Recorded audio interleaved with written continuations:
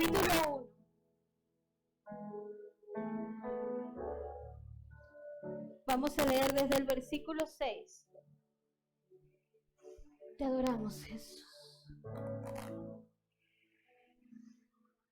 El poder de Dios es irresistible, ¿verdad?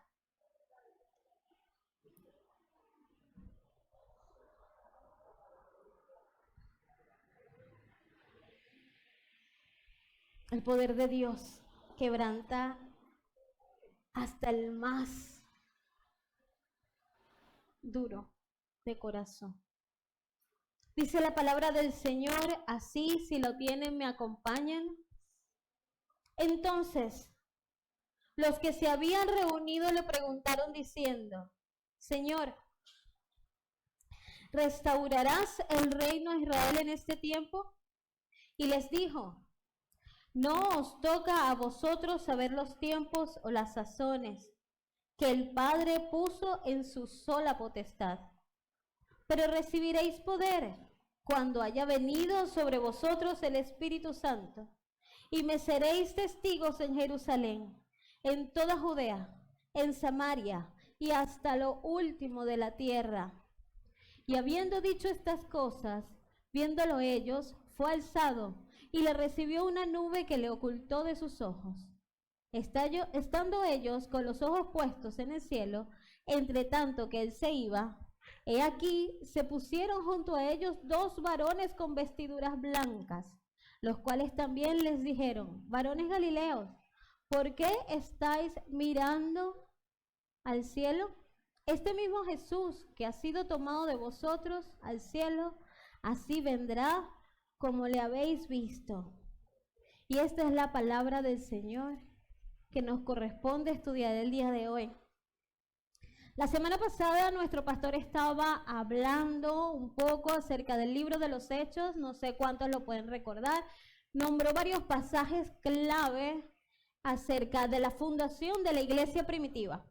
Pero yo quiero preguntarte a ti hoy, iglesia, ¿usted se imagina que el libro de los Hechos no estuviera allí? ¿Cómo sería que la mayoría de los textos escritos de los libros que encontramos allí fueron escritos por Pablo, 13 en total? Si nosotros, o sea, así que si nos llegan las cartas de Pablo y no entendemos y no conocemos el libro de los Hechos, usted diría: ajá, ¿quién es Pablo? Pero ¿quién es este? Si este no caminó. Leímos los evangelios y ahí no había ningún Pablo. Ni en Lucas, ni en Mateo, ni en Marcos, ni en Juan. Y Pablo es el que más instrucción da al pueblo de Dios acerca de cómo administrar la iglesia de Cristo. ¿Cierto o falso? Entonces imagínense que no estuviera el libro de los Hechos allí. ¿Quiénes han leído el libro de los Hechos de los que están acá? A ver, levanten sus manos. Hay gente todavía que no lo ha leído. Entonces imagínense, no conocemos la historia acerca de nuestra fundación. O sea, en el libro de los Hechos, Lucas de una manera muy hermosa presenta el nacimiento de la iglesia, el nacimiento tuyo y el mío, el propósito de la iglesia, para qué el Señor levantó una iglesia. Y presenta también el poder de Dios a través de la iglesia. Evidentemente, ¿cómo podemos caminar en el poder de Dios si no conocemos a quien nos presenta la palabra de Dios? La palabra de Dios ya nos da todas las herramientas que necesitamos, pero a veces la desconocemos. Entonces, esto no es un regaño. Lo que le estoy diciendo es que si usted no ha leído el libro de los Hechos, hágalo, empiece hoy. Ese libro le va a transformar el corazón. Dice un autor reconocido que es como un tónico para el alma. Leer el libro de los Hechos y ver cómo Dios usó a esas personas comunes y corrientes nos da un aliento especial para que nosotros también, que somos personas comunes y corrientes, podamos obrar en el poder del Espíritu. Amén. Entonces, en realidad, el libro de los Hechos es bien relevante para la iglesia de hoy. Y Lucas, desde el principio, él viene diciendo cosas bien interesantes. Fíjense, le dice a Teófilo, que es a quien ha escrito esta carta, que dice acerca de lo que hacía Jesús. Hoy en el mundo entero, el mundo católico, se está celebrando ¿qué? El domingo de resurrección. El domingo de resurrección. Celebran, y yo creo que hoy hacen una de las misas más bonitas de todo el año. Pero ellos sabrán realmente lo que esto significa, que Cristo haya resucitado. ¿Usted lo sabe? A mí me encanta, y comentaba con mi esposo, que no solamente fue que resucitó. Saben que los ateos dicen que el cuerpo de Jesús, claro, ¿cómo no van a creer que resucitó si se robaron el cuerpo y más nadie lo vio?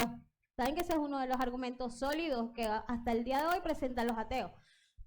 Pero lo que ellos no saben y lo que a veces nosotros no sabemos defender es que Jesús estuvo durante 40 días delante de su pueblo, hablándole, enseñándole, ¿sí? Enseñándole cosas, dice la palabra, acerca del reino. O sea, las enseñanzas que ellos no podían entender porque Jesús todavía no había resucitado, se las enseñó en ese tiempo. Y dice que no fueron nada más los 12 que lo vieron, no fue una alucinación colectiva como ellos afirman. Fueron más de 500 hermanos que lograron, lo dice el libro de Corintios, que lograron ver a Jesús durante esos días.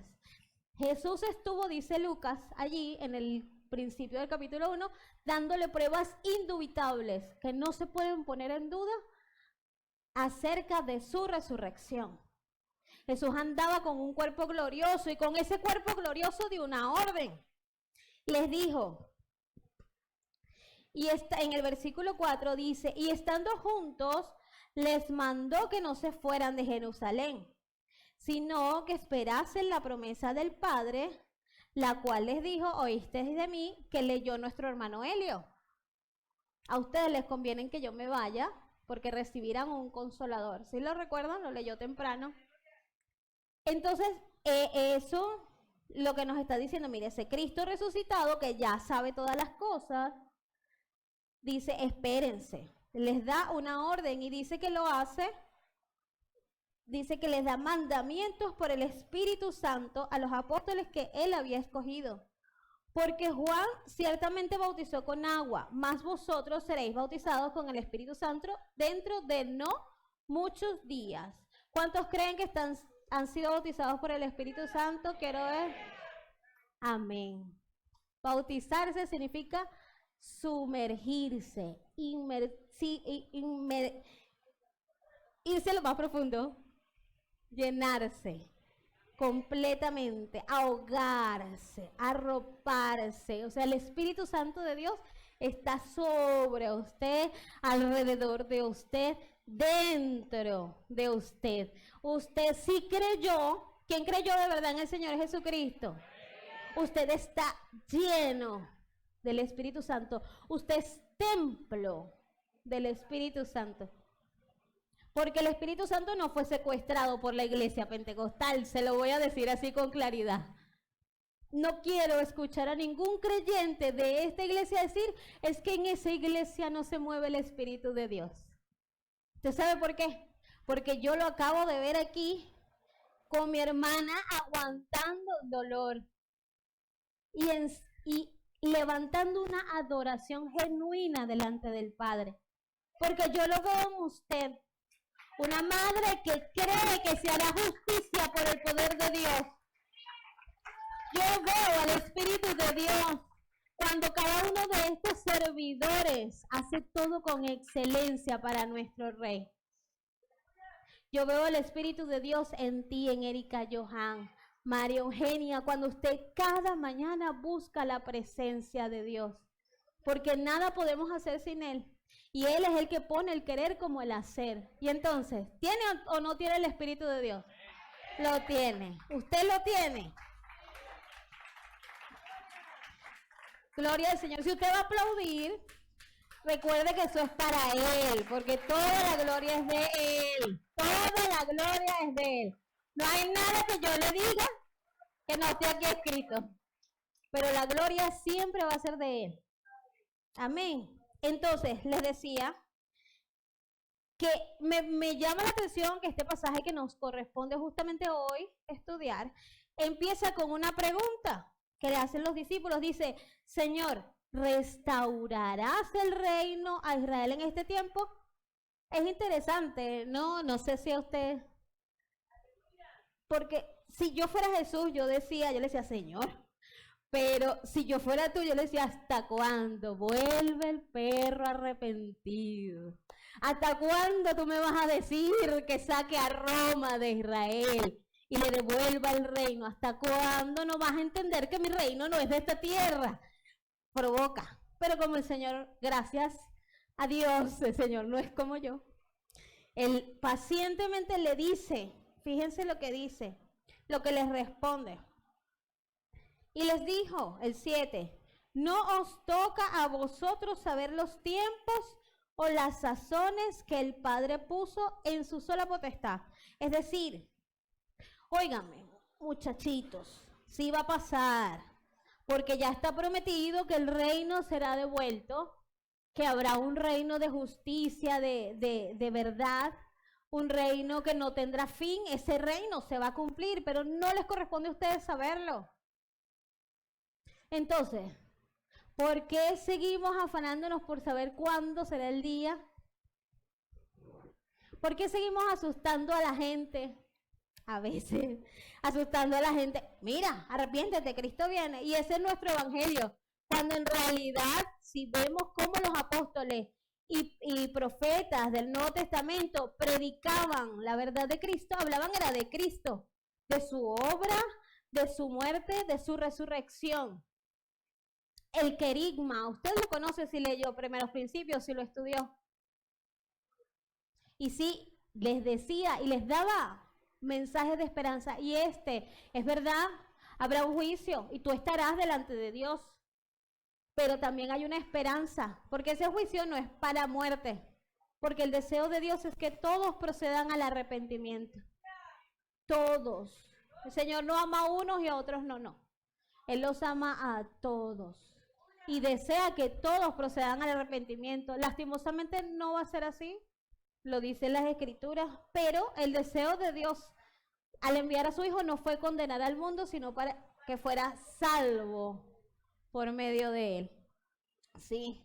Entonces, seguimos leyendo, no se trata de este tiempo, no es de tu incumbencia. ¿Saben cuántas sectas han llevado a la gente al suicidio por decir que ya, que hoy es el día, que es mañana, que es pasado, que las cuentas? No pierde el tiempo en eso. ¿Saben en qué señal sí deberíamos meditar? Una que dice el Señor, que dice, en aquellos días, o sea, los días finales, el amor de muchos se enfriará. Oye, eso yo no sé qué le causa a usted, pero a mí me da miedo. Eso sí me da miedo. De verdad, porque a causa del incremento de la maldad, ¿cómo es la maldad ahorita en el mundo? Fuerte, verde, bravo, mala. Acaba de decir Rally. Mala. O sea, hay maldad sobre maldad sobre maldad. La pregunta es, ¿eso ha enfriado tu corazón, iglesia? ¿Hemos dejado de amar? Yo a veces meditaba en esto y decía, Señor, a mí me da miedo, y les decía que me daba miedo porque yo no quiero que se me olvide todo lo que Jesús me amó. Porque yo lo amo a Él porque Él me amó primero. Yo no quiero que se me olvide que Él me amó. No quiero que se me olvide cómo me amó. Y no quiero dejar de ser recíproca a ese amor que Él me ha dado. ¿Usted quiere eso? No, ¿verdad? Entonces no podemos permitir bajo ninguna circunstancia que nuestro amor se nos enfríe. Porque al venir a morar el Espíritu Santo dentro de ti, también ha puesto un amor especial en tu corazón. Ese amor de Dios, que es Dios, es amor, ¿sí? Entonces, tengamos cuidado con eso. No dejemos que el amor se nos enfríe, y cuando estemos actuando desde el egoísmo, estemos solamente centrados en lo que nosotros necesitamos, encerrados en nosotros mismos, no dejemos de pensar en esas palabras, porque el amor no nació para quedarse enclaustrado. El amor en ti y en mí no nació para volverse un fango lodoso, encharcado, no. El amor nació para ser vida. El amor nace en ti y en mí para dar vida a otros, para que salga, no para que se quede adentro. Pensaba en las reuniones carismáticas, las cruzadas de fe. ¿Usted ha ido a alguna cruzada de fe alguna vez?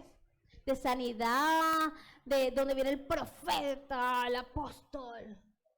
No, pero usted sabe, yo sí he ido. ¿Y saben de qué está lleno ese lugar? De evangélicos como tú y como yo. ¿Y qué están haciendo los evangélicos ahí? Buscando las señales. Pero las señales, y esa es la respuesta que el Señor les da. Fíjense, ¿para qué? Entonces, esas señales vienen del poder dado de Dios, ciertamente. Pero ¿para qué son?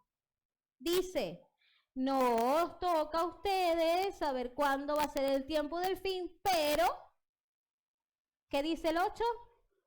¿Lo pueden leer allí? ¿Recibiréis qué? Poder. ¿Cuándo haya venido quién? El Espíritu Santo, y me seréis testigos. O sea, viene el poder de Dios sobre mí, el Espíritu Santo no para establecer y restaurar el reino de Israel, sino para que nosotros podamos ser testigos en Jerusalén, en Judea, en Samaria, hasta el último de la tierra. Claro, ya nosotros estamos en lo último de la tierra. Charallave debe ser en lo último de la tierra de verdad. Hace mucho calor aquí. Pero ya nosotros estamos en ese pedacito de la profecía o de la orden que el Señor está dando aquí. Pero entonces lo que quiero decirte es que perseguimos, nosotros como cristianos vamos y corremos detrás de las señales. Yo lo hacía.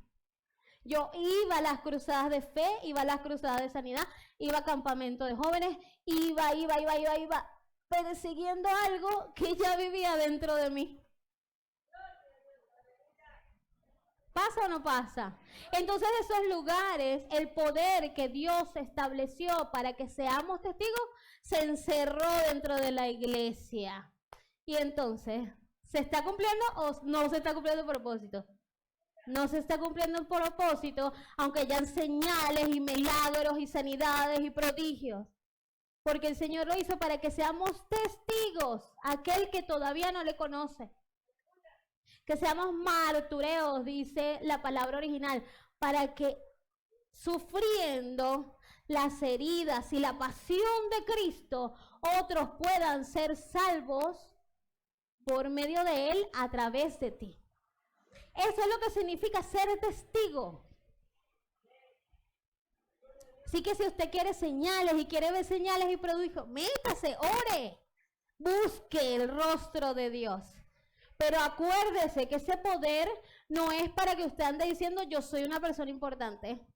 Permiso, por favor, yo no puedo pasar por ahí porque eso está sucio. Yo no me puedo sentar con este. No, yo tengo que estar sentado con los apóstoles.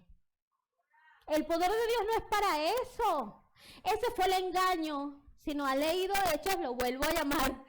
El engaño de Simón el mago. El mismo engaño. Este hombre decía, la gente, él engañaba a la gente con sus artilugios, su magia, sus trucos. Y la gente creía que él tenía el poder de Dios. Porque en realidad era poderoso. Hay gente que se pierde de la salvación porque sigue creyendo que José Gregorio fue el que le salvó a la mamaíta. Y se pierden de la salvación. Fuerte, ¿verdad? Pero ¿es o no es nuestra realidad? Simón el mago estaba enamorado de ese poder porque era más poderoso que él sabía que ese poder que él le enseñaba era mentira.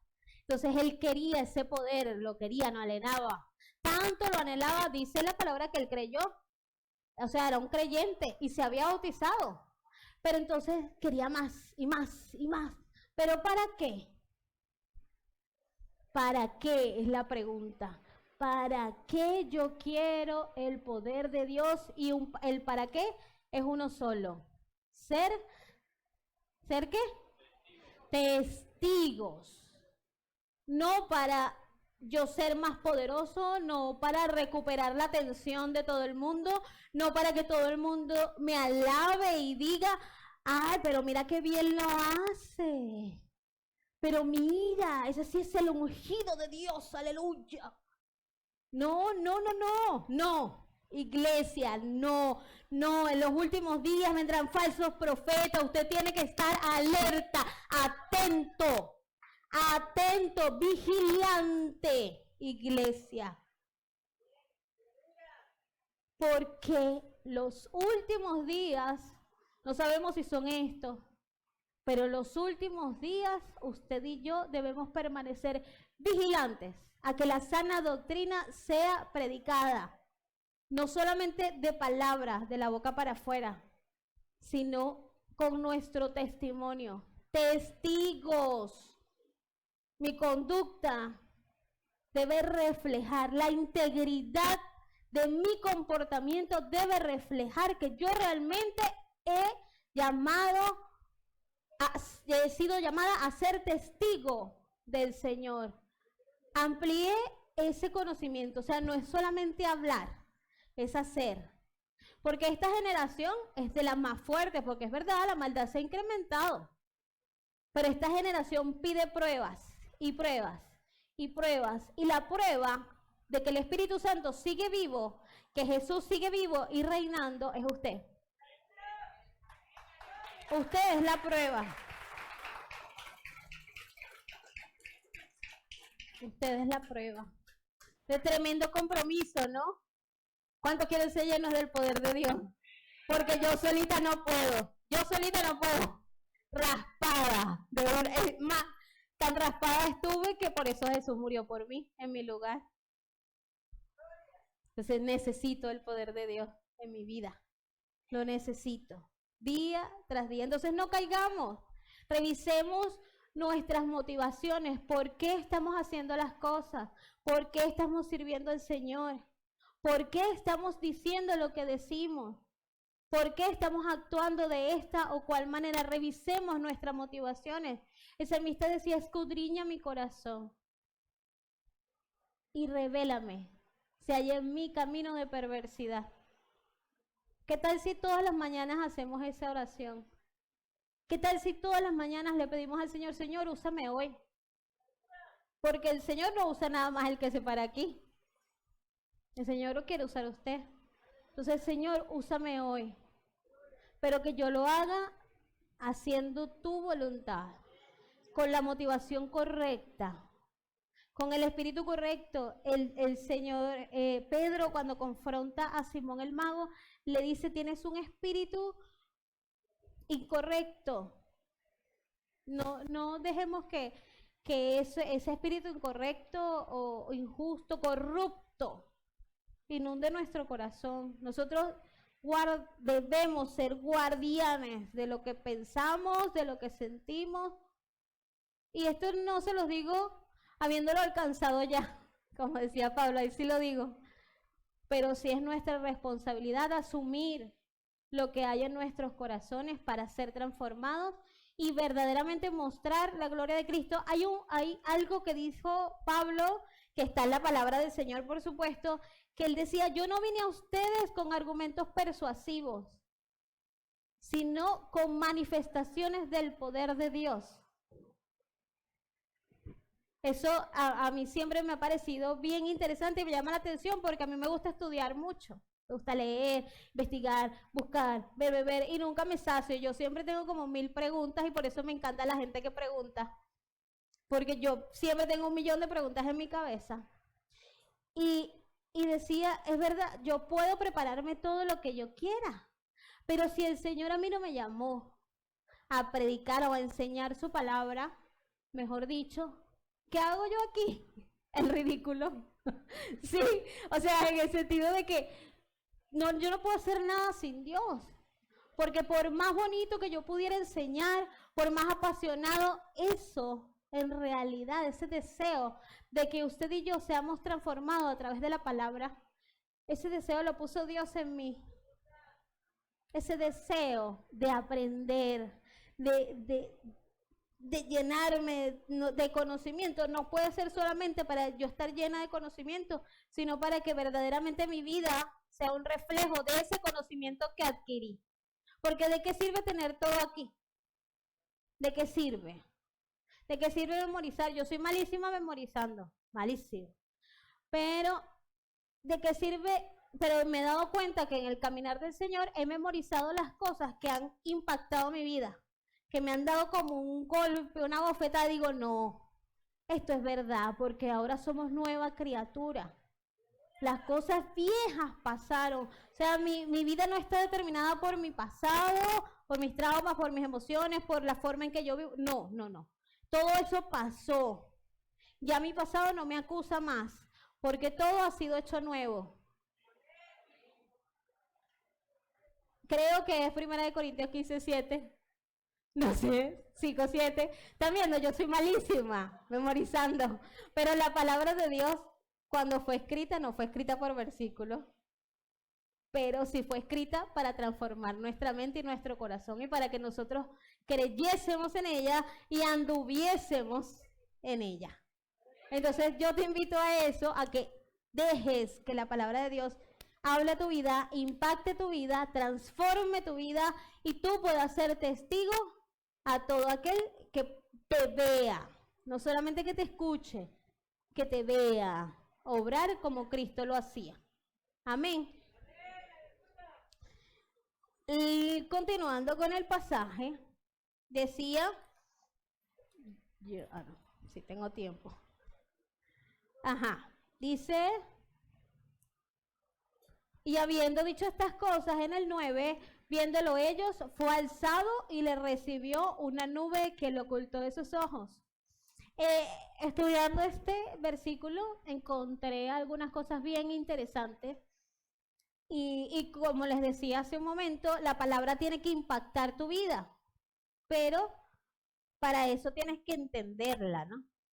Este pasaje es relevante para el pueblo de Israel, para estos varones que lo vieron ser alzado en el cielo, porque se estaba cumpliendo delante de sus ojos. Busquen Daniel, por favor, Israel, Daniel 7.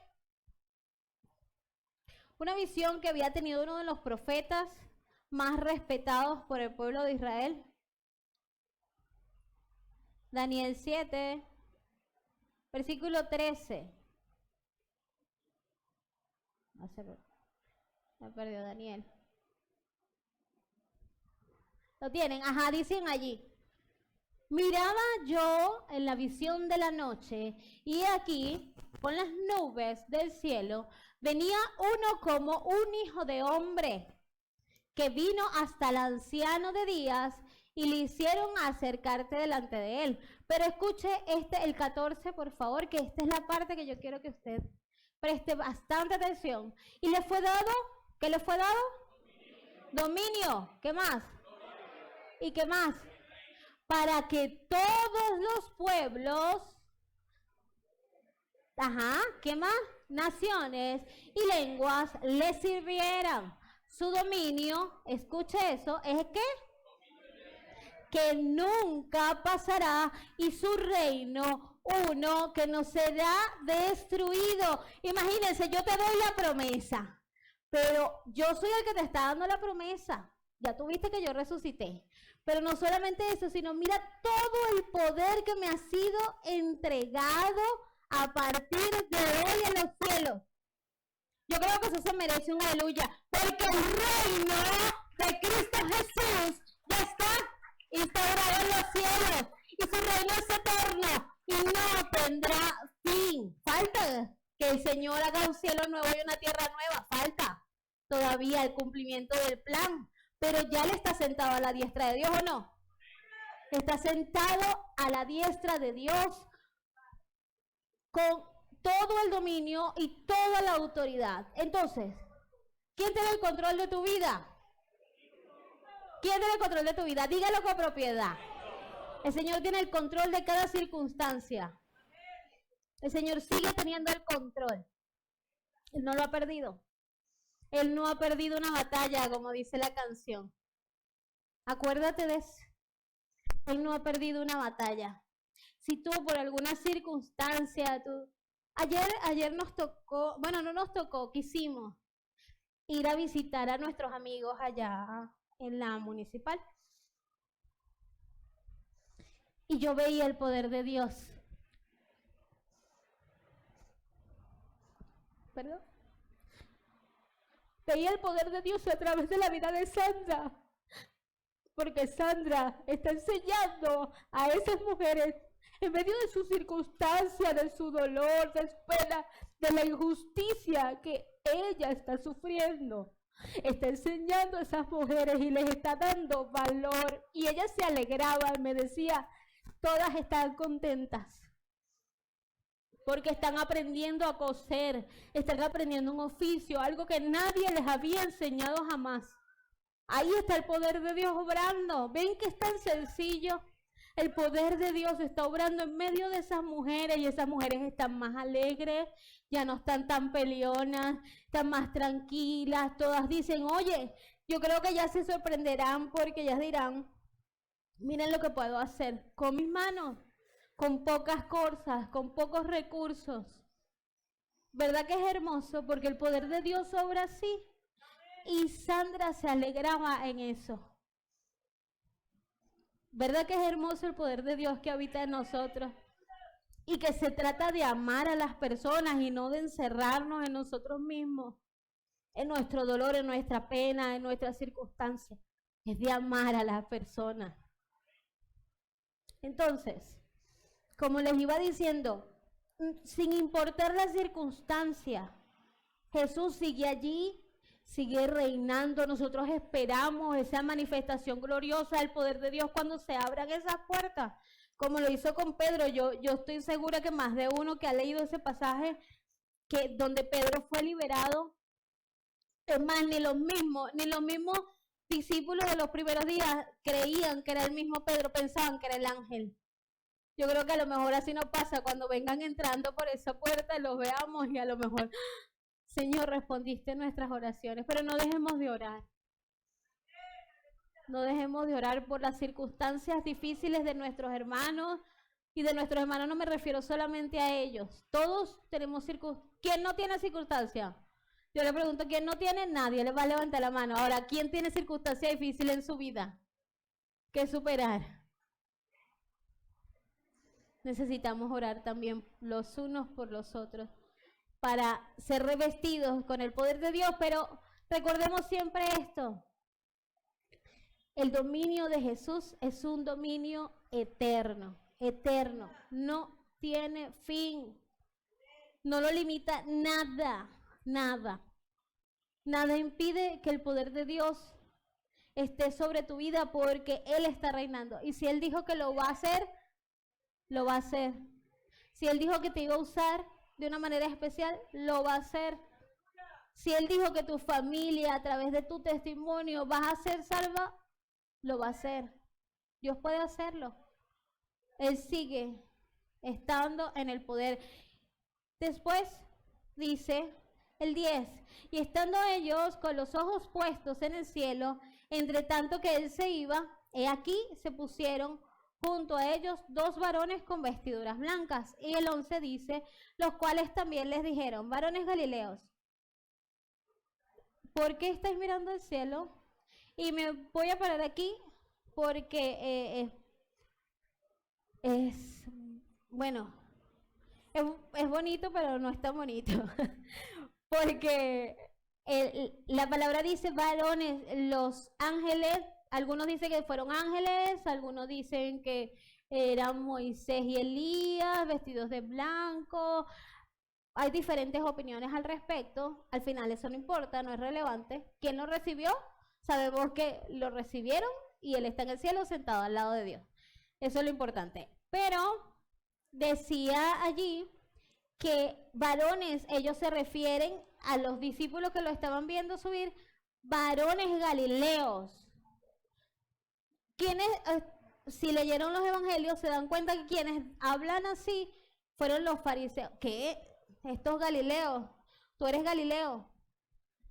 Y lo usaban más bien era para hablar de manera o referirse de manera despectiva a estos hombres. O sea, ustedes, pescadores, ¿en serio?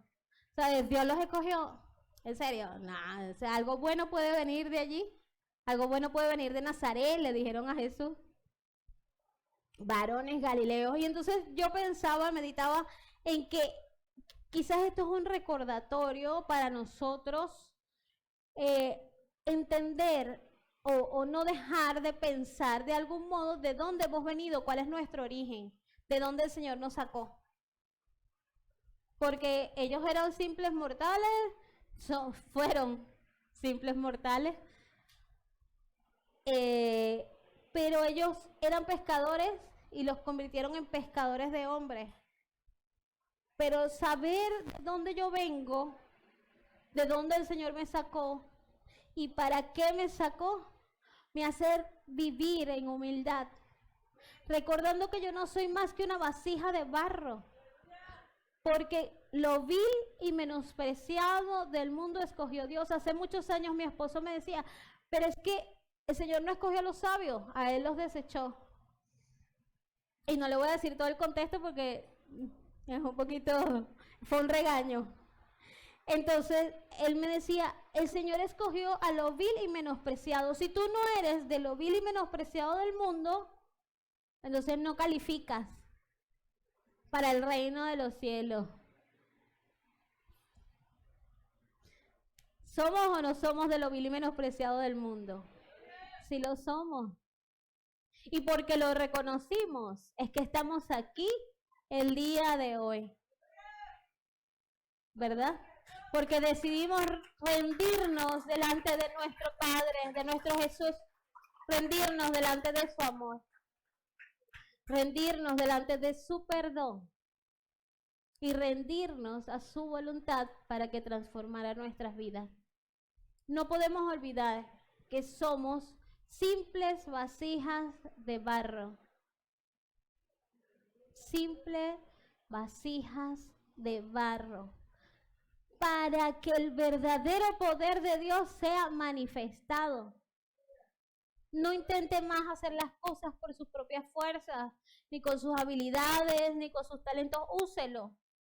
Mi hermana Reina una vez me enseñó eso. Ella me decía, todos tus dones, pero también todos tus talentos, habilidades, dominios, pues. Si yo soy ágil tejiendo, cosiendo, pintando, todo eso debe servir para el cumplimiento de tu propósito. Y yo, ay, pero, claro, porque mi mente limitada, yo decía, pero, ajá, ¿de qué me sirve saber tejer, por ejemplo? O ¿de qué le servía a Sandra saber coser para la predicación del Evangelio? ¿De qué le servía? Que un día lo usaría para el bien de muchos. Imagínense, habilidades simples rendidas a los pies del Maestro. Porque todo debe encaminarse al cumplimiento del propósito de Dios. No mis metas personales, no lo que yo crea, si yo, ay no, porque el que más se ve es el pastor. Y entonces yo tengo que llegar a ser pastor. No, olvídese de eso. Olvídese de eso. Cuando el Señor estableció pastores, profetas, evangelistas, apóstoles, maestros, cuando Él los estableció fue para la edificación de la iglesia. Eso significa que toda la iglesia articulada y llena del poder de Dios va a obrar para que la iglesia, el cuerpo de Cristo siga siendo edificado, para que la obra de Cristo se complete hasta el día que Él vuelva. Todos son importantes dentro del cuerpo de Cristo. Todos somos importantes dentro del cuerpo de nuestro Señor. ¿Usted tiene confianza con el que está al lado? ¿Sí? Familiares, amigos. Imagínense la fuerza de uno solo. Uno solo, dice Eclesiastés, más vale que dos. estén juntos. Cuando hace frío, 2 se cobijan. Dice Eclesiastés que mejor son 2 que 1. Usted solo no puede ser iglesia. Usted solo no puede. El poder de Dios vive en ti. Vive en ti, vive en ti, vive en ti. Pero usted solito no tiene tanta fuerza. En cambio, si todos nos articulamos de los brazos, ¿quién podrá movernos? No nos moverán, dice la canción de J. Putman. Nadie nos puede mover. Y esto es una acción colectiva, no individual. Porque uno solo sí puede ser derribado. En cambio, todos juntos, ahí dice varones en plural. Y el Señor les decía, manténganse unidos hasta que haya venido el Espíritu Santo de Dios. Y ellos permanecieron unidos. Y después de que recibieron el Espíritu Santo de Dios, esa unidad fue aún más profunda y más intensa. Si sigue leyendo Hechos, se van a dar cuenta que ellos tenían en común todas las cosas, que ellos oraban unánimes, que ellos hacían iglesia y verdaderamente se volvían uno solo. Uno solo. Porque juntos es que somos la esposa de Cristo, no solo. Olvídese de eso. Yo soy llamada hija de Dios, pero soy esposa cuando soy parte de la iglesia. Usted es llamado a las bodas del Cordero, pero para ser parte de ese llamado, usted tiene que ser parte del cuerpo de Cristo. No puede estar afuera, porque se le acaba el aceite y se le apaga la lámpara. Y las lámparas deben permanecer encendidas. Amén. Amén. Entonces, ya para terminar, les decía que les quería compartir una de las oraciones que a mí más me encantan en el libro de los Hechos. Está en el capítulo 4, versículos 23 al 29. Porque en estos tiempos de verdad la cosa está fuerte. Yo no voy a dejar de ser empática. Yo sé que este tiempo es difícil para la mayoría de nosotros. ¿O quién la está pasando chévere y en patineta por este tiempo? Nos gozamos en él, pero hay dificultades, ¿sí? ¿Hay o no hay dificultades en nuestra vida? Las hay. Entonces me encanta porque dice, después de que Pedro y Juan estuvieron en el concilio, ellos sabían que los principales iban a comenzar a perseguir a la iglesia, que los tenían presos, así como pusieron en un momento preso a nuestro Señor Jesucristo también. Y dice, puestos en libertad, vinieron a los suyos y contaron todo lo que los principales sacerdotes y los ancianos les habían dicho. Quizás esto creó temor en medio del pueblo de Dios. Y ellos, habiéndolo oído, alzaron unánimes la voz a Dios y dijeron, soberano Señor, tú eres el Dios que hiciste el cielo y la tierra, el mar y todo lo que en ellos hay. Que por boca de David, su siervo, dijiste, porque se amotinan las gentes y los pueblos piensan cosas vanas. Se reunieron los reyes de la tierra y los príncipes se juntaron en una contra el Señor y contra su Cristo. Porque verdaderamente se unieron en esta ciudad contra tu santo Hijo Jesús, a quien ungiste, Herodes y Poncio Pilato, con los gentiles y el pueblo de Israel, para hacer cuanto tu mano y tu consejo, o sea, las cosas obraron para bien, habían antes determinado que sucediera. Y ahora, fíjense la oración, Señor, mira sus amenazas y concede a tus siervos que con todo denuedo o valentía hablen tu palabra, mientras extiendes tu mano para que se hagan sanidades y señales y prodigios mediante el nombre de tu santo Hijo Jesús. Cuando hubieron orado, el lugar en que estaban congregados tembló, y todos fueron llenos del Espíritu Santo y hablaban con denuedo la palabra de Dios. Fíjense en el poder de la oración. en este entonces y a hoy es el mismo poder. Ese mismo poder que reconoce. Miren, el Espíritu Santo fue el que se movió sobre las aguas para ordenarlo todo. A través del Espíritu Santo Dios creó todo lo que existe, todo. No hay nada de lo creado que no haya sido creado por medio de la palabra de Dios a través de su Santo Espíritu. Nada. Ese poder que lo creó todo vive en ti y vive en mí. Pero aquí dice claramente para qué ellos están pidiendo señales y prodigios. Extiende tu mano para que nosotros hablemos con denuedo tu palabra, porque las amenazas asustan. Pero con miedo, vaya y hágalo. Por el poder del Espíritu Santo, vaya y dígalo. Por el poder de la presencia de Dios en su vida, no calle. No calle. Y si usted cree que necesita fortaleza, pídala. Dice Santiago que nosotros no tenemos lo que pedimos porque no sabemos pedir. Entonces a veces muchas de nuestras oraciones no están alineadas al plan de Dios, lastimosamente. Por eso la iglesia y el Señor le dice, iglesia, espérate, tú me vas a ser testigo, pero espérate que el Espíritu Santo venga sobre ti. Espérate que el Señor te envíe. ¿Ya te envió? En la mañana les pregunté, ¿cuántos tienen el Espíritu de Dios? El poder de Dios habitando en ustedes. Entonces, vivamos conforme a ese llamado que Dios nos ha hecho. Yo quiero invitarte, iglesia, a que te pongas sobre tus pies,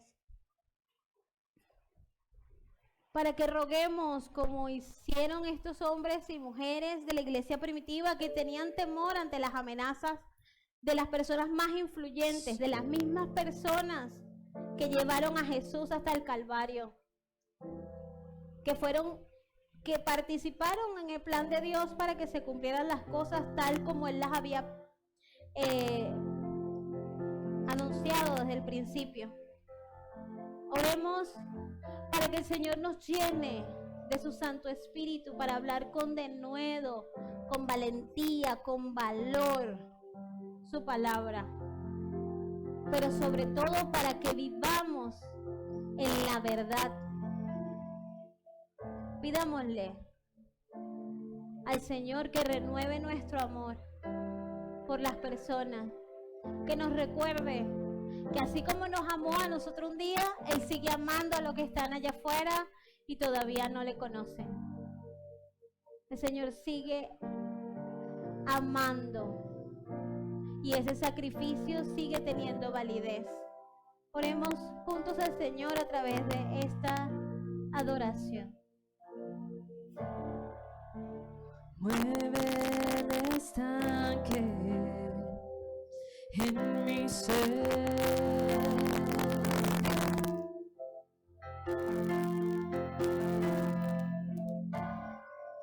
Úneme a tu río, dame vida.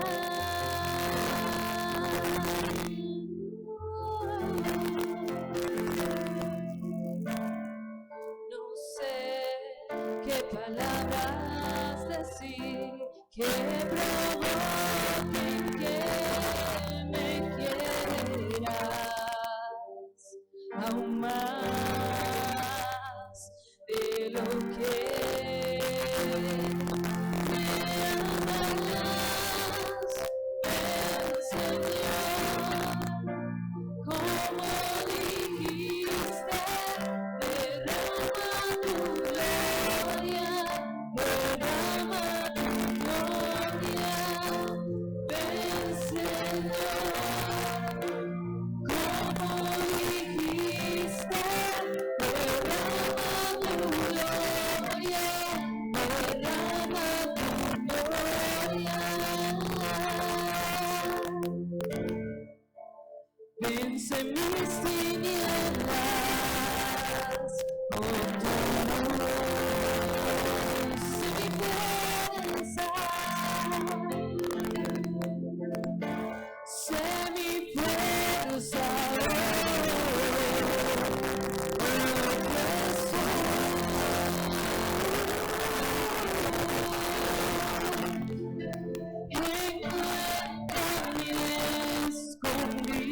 iglesia.